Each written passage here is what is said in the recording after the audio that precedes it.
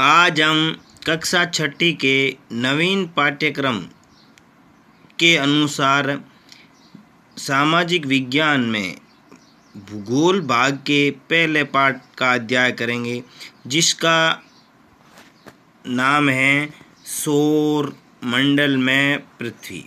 तो सबसे पहले सौर मंडल। तो यहाँ सौर मंडल है, जो सौर मंडल है सूर्य के परिवार को सौर मंडल कहा गया है।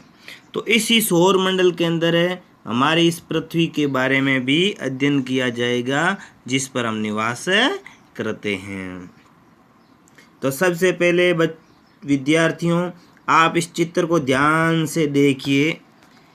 इसके बीच के अंदर जो ये भाग है, ये सूर्य है, जिसे के चारों ओर ये बताए गए हैं। तो सबसे सूर्य के पास का जो ग्रह है वो बुध माना जाता है।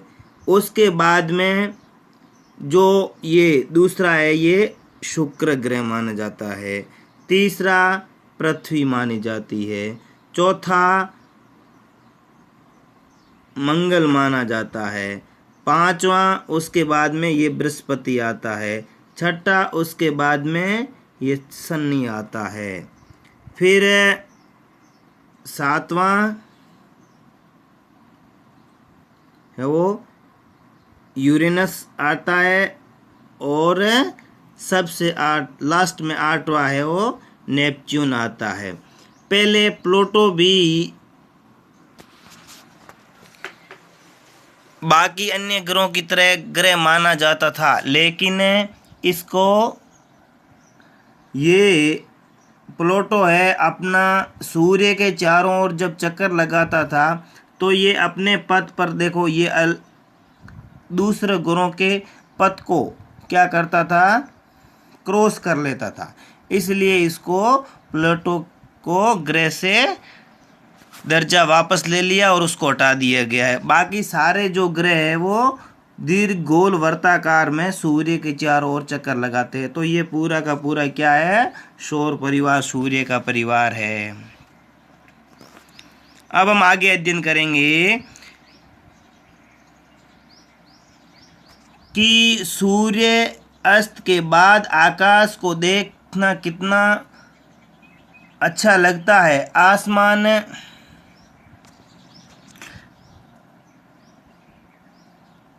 में पहले एक या दो चमकते बिंदु ही दिखाई देते हैं, लेकिन बाद में इसकी संख्या है वो धीरे धीरे बढ़ जाती है। जब शाम होती है, सूर्यास्त हो जाता है, तो उसके बाद में वो तारों की संख्या बढ़ने लगती है, और फिर इतनी बढ़ जाती है कि हम जिसकी गणना नहीं कर पाते हैं। तो ये संपूर्ण आकाश में छोटी छोटी चमकदार वस्तुओं से भर जाती है, और ये इतनी चमकीली और धुंधली सी प्रतीत होती है मानो आकाश में हीरे जड़े हो, और ये प्रकाश के परावर्तन के कारण टिमटिमाती हुई दिखाई देती है। इन चमकीली वस्तुओं के साथ आप लगभग प्रतिदिन चंद्रमा को भी देखते होंगे। अब ये जो अलग अलग समय पर अलग अलग आकार और अलग अलग स्थितियों में दिखाई देता है। जो चंद्रमा होता है वो अलग अलग आकार में अलग अलग समय में दिखाई देता है, और ये जो पूर्ण चंद्रमा वाली रात होती है उसे क्या कहा जाता है, पूर्णिमा कहा जाता है। यानी कि चंद्रमा की जो कला होती है वो 15 दिन बढ़ती है और 15 दिन घटती है। ये बढ़ते बढ़ते बढ़ते जो पूर्णिमा आती है उस दिन पूरा बढ़ जाता है, और अगले 15 दिनों में वो घटते घटते इतना घट जाता है कि वो दिखाई ही नहीं देता है। यानी कि जो चंद्रमा जिस रात दिखाई नहीं देता है वो कौन सी रात होती है, अमावस्या की रात होती है। ऐसा रात में अगर साफ साफ है तो ये आसमान का अवलोकन अच्छी तरीके से कर सके। तो ध्यान रखना है कि जिस रात को पूर्ण रूप से चंद्रमा दिखाई देते हैं वो पूर्णिमा की रात कहलाती है, और जिस रात को चंद्रमा दिखाई नहीं देता है पूर्ण रूप से, वो अमावस्या की रात होती है। अब हमारे मन में एक ये प्रश्न आता है कि हम ये सोचते हैं कि हर दिन के समय में चंद्रमा एवं उनकी छोटी छोटी चमकीली वस्तुएं हमें दिखाई क्यों नहीं दे पाती हैं? अब इसका कारण है कि ऐसा इसलिए है क्योंकि सूर्य के अत्यधिक तेज प्रकाश के कारण रात के समय चमकने वाली वस्तुओं को हम दिन में नहीं देख पाते हैं। तो इसका मुख्य कारण क्या माना गया है? सूर्य का तेज प्रकाश माना गया है कि जिसके कारण हमें रात में जो चमकीली वस्तु दिखाई देती है, जिसे हम तारा कहते हैं, वो दिन को दिखाई नहीं दे पाती है। आगे है सूर्य, चंद्रमा तथा वे सभी वस्तुएं जो रात के समय आसमान में चमकती हैं, उन्हें खगोलीय पिंड कहा गया। तो ध्यान रखने योग्य बात यह है कि जो सूर्य, चंद्रमा तथा वे सभी वस्तुएं जो रात के समय आसमान में चमकती है, वो क्या कहलाती है? खगोलीय पिंड। यानी कि दिन और रात दोनों समय में जो भी चमकने वाली वस्तु होती है वो सारे खगोलीय पिंड है। सूर्य, चंद्रमा और सभी, तो ये सारे क्या कहलाते हैं? खगोलीय पिंड कहलाते हैं। सूर्य भी खगोलीय पिंड है, चंद्रमा भी, और सारी वस्तु जो चमकती है। आगे हैं कि कुछ खगोलीय पिंड बड़े आकार वाले तथा गर्म होते हैं। ये गैस से बने हुए होते हैं। ध्यान रखना है कि ये आकार में बहुत बड़े होते हैं, गर्म होते हैं, गैस से के बने होते हैं, और इनके पास में अपनी ऊष्मा तथा अपना ही प्रकाश होता है। यानी कि अपनी ऊष्मा होती है और अपना ही प्रकाश होता है, जिससे वे बहुत बड़ी मात्रा में ऊर्जा का क्या करते हैं? उत्सर्जन करते हैं। इन खगोलीय पिंडों को क्या कहा जाता है? तारा कहा जाता है। और सूर्य भी क्या एक तारा है। ध्यान रखने योग्य बात है कि सूर्य भी क्या एक तारा है, जो हमें बहुत बड़ी ऊष्मा देते हैं। तो ध्यान रखना, तारों की क्या विशेषता बताइए कि ये बहुत बड़े आकार वाले खंड होते हैं, ये गर्म होते हैं, ये गैस के बने हुए होते हैं, तथा ये ऊष्मा प्रदान करते हैं, प्रकाश प्रदान करते हैं, और बड़ी मात्रा में ऊर्जा का उत्सर्जन करते हैं। तो ऐसे सभी जो खगोलीय पिंड है उनको क्या कहा जाता है? तारा कहा जाता है। और सूर्य भी अपने आप में क्या है? तारा है।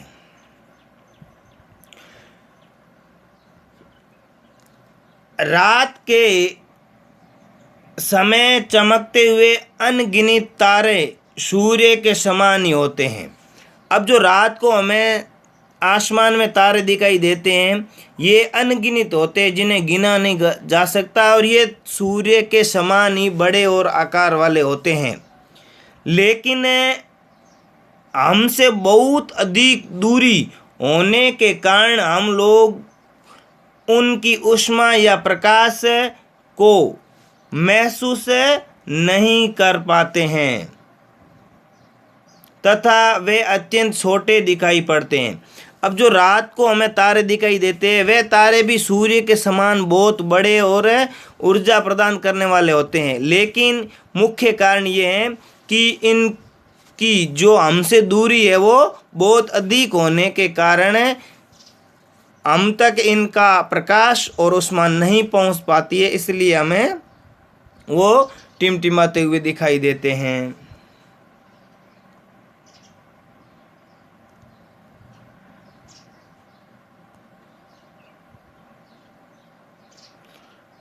आपने अवश्य ध्यान दिया होगा कि कुछ दूरी से देखने पर सभी वस्तुएं छोटी दिखाई पड़ती है। अत्यधिक ऊंचाई पर उड़ते हुई जहाज कितनी छोटी दिखाई देती है। यानी कि जो भी बड़ी वस्तु है, अगर उसकी जितनी ज़्यादा दूरी होगी तो वो उतनी ही हमें आकार में छोटी दिखाई देगी।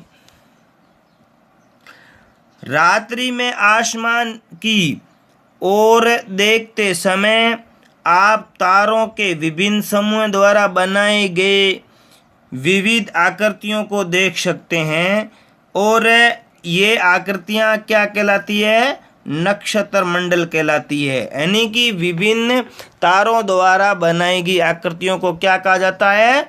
नक्षत्र मंडल कहा जाता है। और इन नक्षत्र मंडलों का उदाहरण है अर्सा मेजर्स और बिग बियर, इस प्रकार के नक्षत्र मंडल है।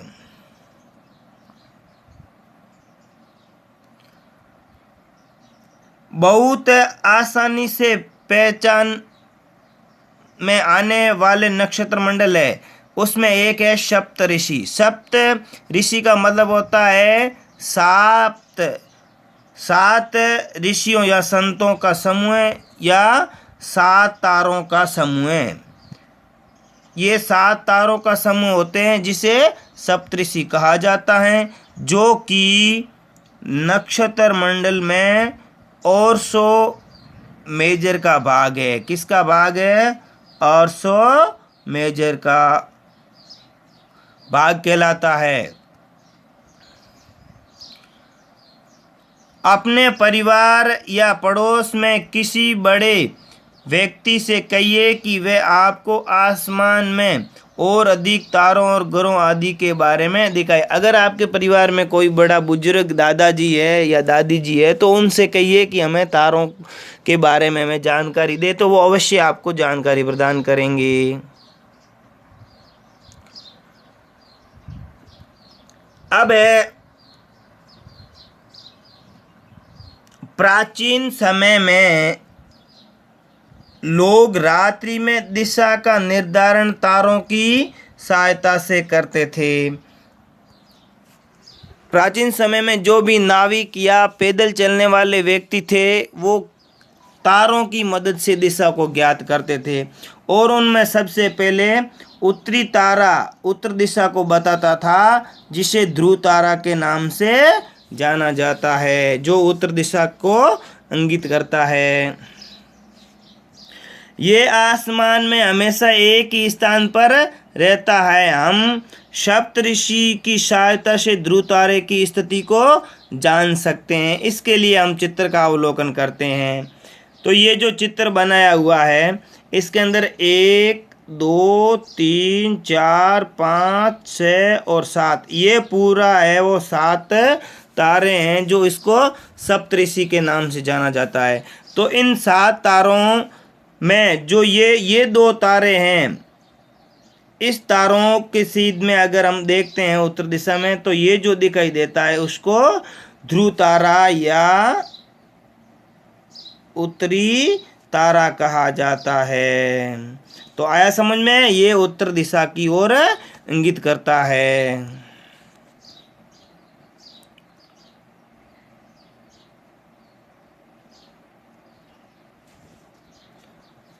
अब है कुछ खगोलीय पिंड में अपना प्रकाश एवं ऊष्मा नहीं होती है, ध्यान रखना है। तो कुछ ऐसे खगोलीय पिंड होते हैं जिसके अंदर अपने स्वयं के प्रकाश भी नहीं होती है और स्वयं की ऊष्मा भी नहीं होती है। वे क्या होते हैं? दूसरों की मदद से या अन्य तारों, वे तारों के प्रकाश से प्रकाशित होते हैं। तो ऐसे पिंड को क्या कहते हैं? ग्रह कहते हैं। तो ग्रह किसे कहते हैं? कि ऐसे खगोलीय पिंड जो स्वयं प्रकाशित नहीं है, जिसके पास में स्वयं की ऊष्मा नहीं है, वे दूसरे तारों के प्रकाश से प्रकाशित होते हैं। तो ऐसे पिंडों को क्या कहते हैं? ग्रह कहते हैं। और ग्रहों की संख्या क्या है वर्तमान में? 8 है।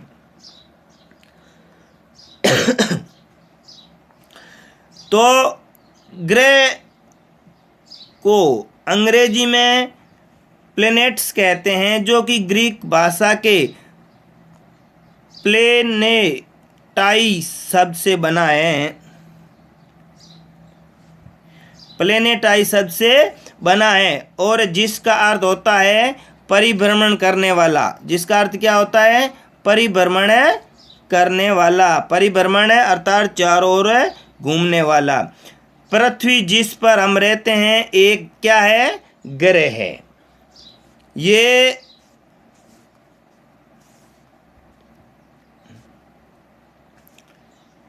अपना संपूर्ण प्रकाश और ऊष्मा किससे प्राप्त करती है? सूर्य से, जो पृथ्वी के सबसे नज़दीक का तारा है।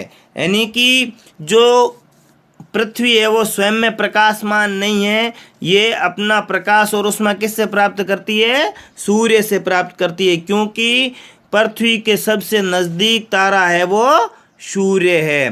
पृथ्वी को सबसे अधिक दूरी से, जैसे चंद्रमा से देखने पर ये चंद्रमा की तरह चमकीली प्रतीत होती है। यानी कि अगर हम पृथ्वी को दूरी से, ऊपर से, अंतरिक्ष से देखते हैं या चंद्रमा पर जाकर देखते हैं तो पृथ्वी भी क्या है? चंद्रमा की समान वहाँ से चमकती हुई दिखाई देती है। और पृथ्वी, ध्यान रखना, क्या करती है? सूर्य से ही प्रकाश और ऊष्मा लेती है। ग्रह किसे कहते हैं? कि ऐसे खगोलीय पिंड जिसके पास न तो अपना प्रकाश है और न ही अपनी ऊष्मा है। ऐसे दूसरे तारों से प्रकाशित होते हैं तो उन्हें ग्रह कहा जाता है। अब हम यहाँ पर ग्रह के बारे में अध्ययन करेंगे।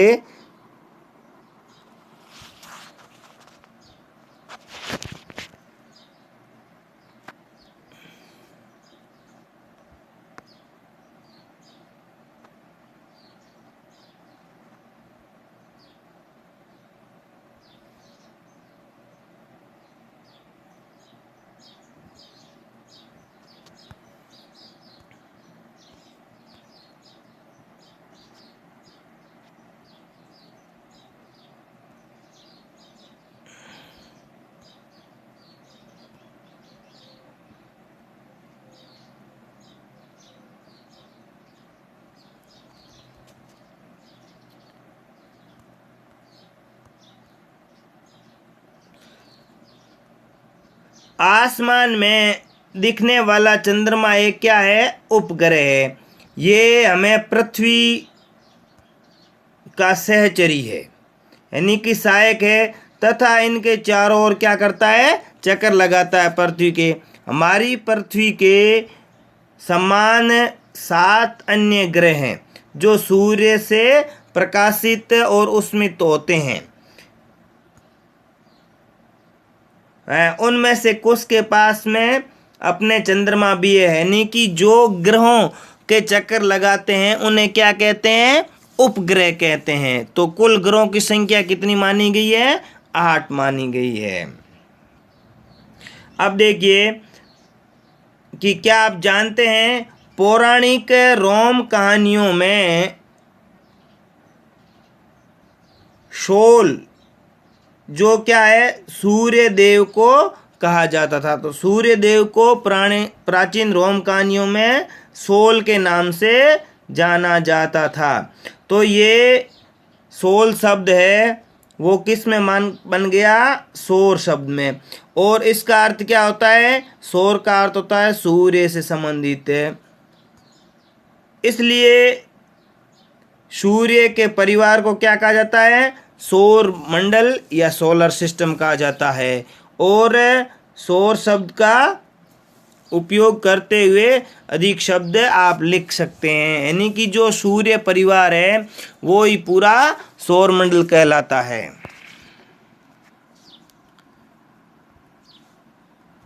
अब जो सौर मंडल है उसके अंदर मुख्य रूप से कितने ग्रह माने गए? 8 ग्रह माने गए हैं। सूर्य, 8 ग्रह, उपग्रह तथा कुछ अन्य खगोलीय पिंड होते हैं जिसमें हम क्षुद्र ग्रह एवं उल्का पिंड मिलकर किसका निर्माण करते हैं? पूरे सौर मंडल का निर्माण करते हैं। इससे हम सार में क्या कहते हैं? पूरा परिवार नाम देते हैं और उसका मुख्य क्या होता है? सूर्य होता है, तो उसे सौर मंडल कहा जाता है। तो ध्यान रखने योग्य बात है कि सौर मंडल के अंदर 8 ग्रह, उपग्रह और अन्य खगोलीय पिंड, क्षुद्र ग्रह, उल्का पिंड आदि सब मिलकर जिसका निर्माण करते हैं वो क्या कहलाता है? सौर मंडल कहलाता है। और सौर मंडल का मुख्य कौन होता है? सूर्य होता है। अब सबसे पहले हैं सूर्य। तो सूर्य के बारे में अध्ययन करेंगे। सूर्य सौर मंडल के केंद्र में स्थित है। ये बहुत बड़ा है एवं अत्यधिक गर्म गैस से बना है। इसका खींचाव बल इसमें सौर मंडल को बांध के रखता है। तो ध्यान रखना है कि सूर्य है वो सौर मंडल के केंद्र में स्थित है तथा ये बहुत ही बड़ा है, ये बहुत बड़ा है और इसके अंदर अत्यधिक मात्रा में गैस है और इसके अंदर जो खिंचाव का बल पाया जाता है इसके कारण ये पूरे सौर मंडल को बांधे हुए रखता है। सूर्य सौर मंडल के लिए प्रकाश एवं ऊष्मा का एकमात्र स्रोत माना जाता है। तो ध्यान रखना कि सौर मंडल के लिए प्रकाश और ऊष्मा का स्रोत है वो सूर्य है, लेकिन हम इसकी अत्यधिक तेज ऊष्मा को महसूस नहीं करते हैं क्योंकि सबसे नज़दीक तारा होने के बावजूद ये हमसे बहुत दूर है। ये हमसे क्या है? बहुत दूर है। सूर्य पृथ्वी से लगभग 15 करोड़ किलोमीटर दूरी पर स्थित है। तब आप अंदाज लगा सकते हैं कि वहाँ से इतनी दूरी से भी अपने पूरी पृथ्वी को वो तप्त कर देता है, उष्मा दे देता है। तो उसके अंदर बहुत गर्मी है सूर्य के अंदर। उसके बाद में आगे हैं ग्रह।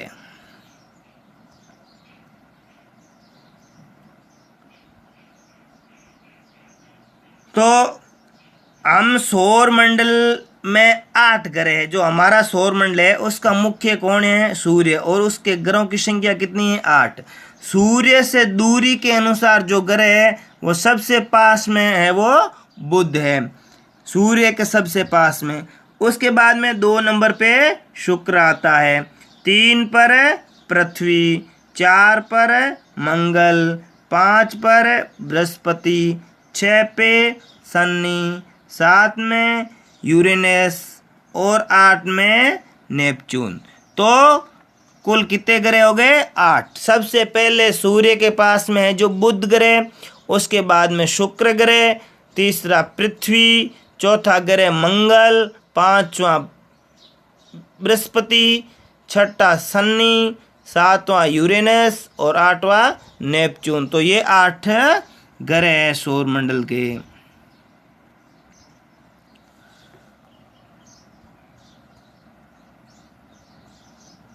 अब जो 8 ग्रह है सौर मंडल के सभी 8 ग्रह एक निश्चित पथ पर सूर्य का चक्कर लगाते हैं।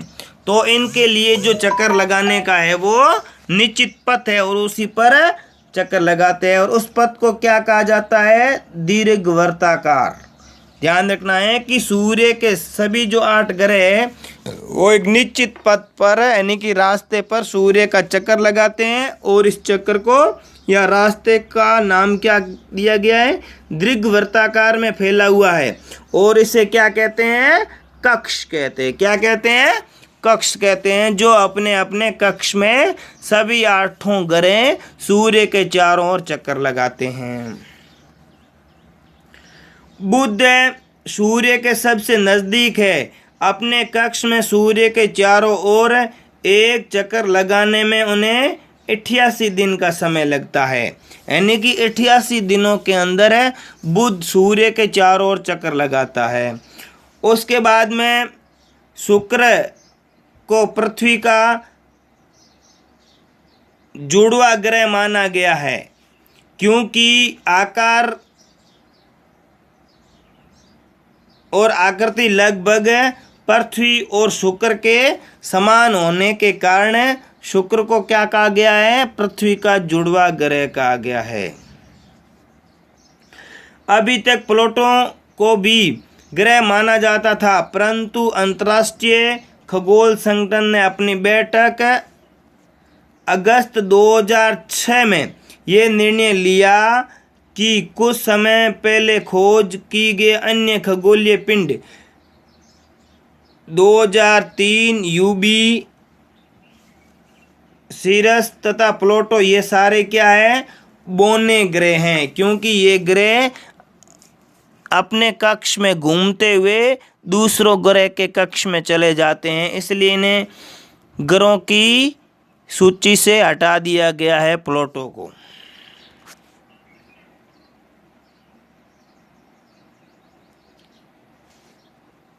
शब्द उत्पत्ति यानी कि जो शब्द बना है वो किस से बना है, इस प्रकार के लिए तो हम शब्द उत्पत्ति में से लेते हैं जियोग्राफी शब्द। किसका लेते हैं? जियोग्राफी, जो अंग्रेजी शब्द है और ये किस भाषा का है? जियोग्राफी शब्द है वो ग्रीक भाषा का है, लिया गया है और इसका अर्थ होता है पृथ्वी का विवरण।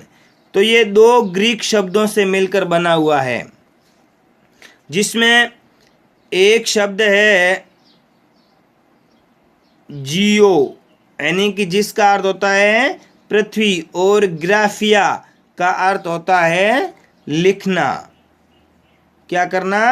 लिखना। यानी कि जियो का अर्थ होता है पृथ्वी और ग्राफिया का अर्थ होता है लिखना। तो इस प्रकार से जियोग्राफी का पूरा क्या हो गया? पृथ्वी के संबंध में लिखना या पृथ्वी के संबंध में अधिक जानना। तो ज्योग्राफी शब्द है वो क्या है? पृथ्वी का विवरण है। इसी प्रकार अलग देखिए, आगे जो जियो शब्द है उसके पीछे अगर लॉजी लगा देते हैं, जियोलॉजी, तो क्या होता है? पृथ्वी का अध्ययन होता है। अगर जियो के आगे मेट्री लगा देते हैं, जियोमेट्री, तो क्या होता है? पृथ्वी का मापन शब्द बनता है। और इसी जियो के आगे क्या लगाते हैं?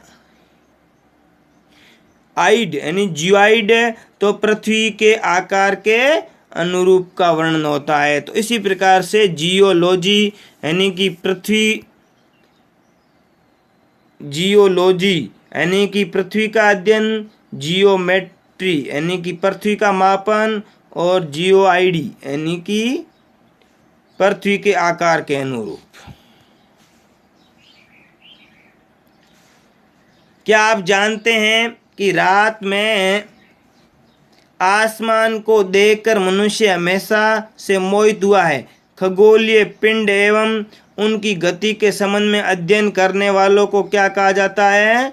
खगोल शास्त्री कहा जाता है। क्या कहा जाता है? खगोल शास्त्री। आर्यभट्ट प्राचीन भारत के प्रसिद्ध खगोल शास्त्री थे।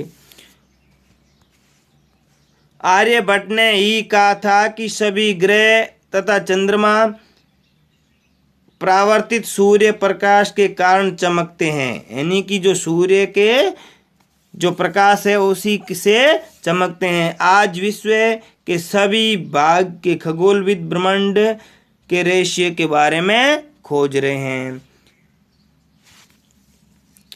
वीडियो कैसा लगा जरूर कमेंट करें। आगे का वीडियो देखने के लिए AB एजुकेशन चैनल को जरूर सब्सक्राइब करें। इसे